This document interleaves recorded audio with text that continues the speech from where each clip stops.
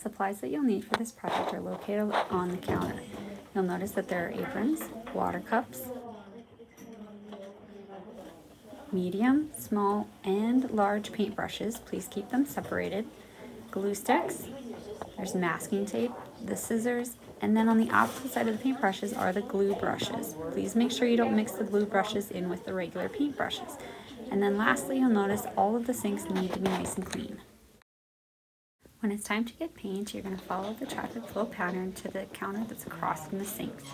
You'll notice that there are paper plates set out that you'll use to fill up your palette with your paint. Now, there's an example of how big you should have your little paint dots on your plate. So we don't want to use too much paint at once. Then, it's important that you keep the bottle on the colored square for cleanup. You are welcome at any time to come back and get more paint. Please just make sure you don't take too much the first time, because we don't want to have to throw away a bunch of extra paint.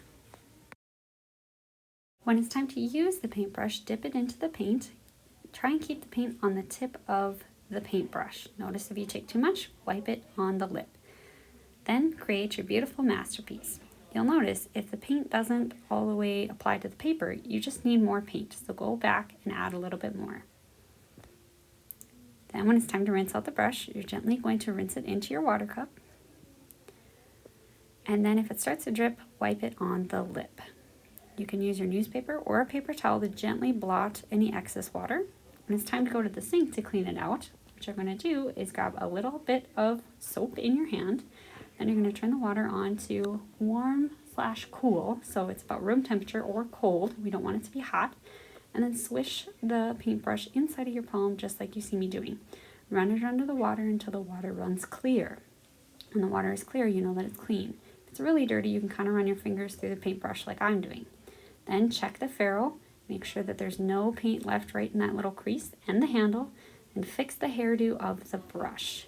Turn the water off, make sure you give the hairdo just a little tap if it's extra, and then put it back in the bucket with the hairdo face up.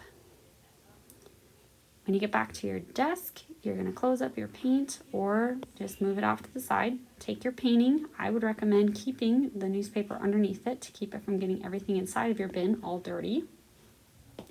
Carefully place it inside of your bin.